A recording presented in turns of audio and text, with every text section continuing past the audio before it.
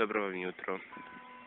Upravo ste sada čuli zvonjenje Requiem Aeternama sa 2 zvona sa župne crkve Uznesenja Božićne djevice Marije, poznate kao i Zagorska katedrala, budući da ima 2 tornjaka koji sami vidite, a sa druge strane to je najveća crkva u Hrvatskom Zagorju, koja je veća čak od crkve Marijanskog svetišta Majke Božje Bistričke u Mariji Bistrici.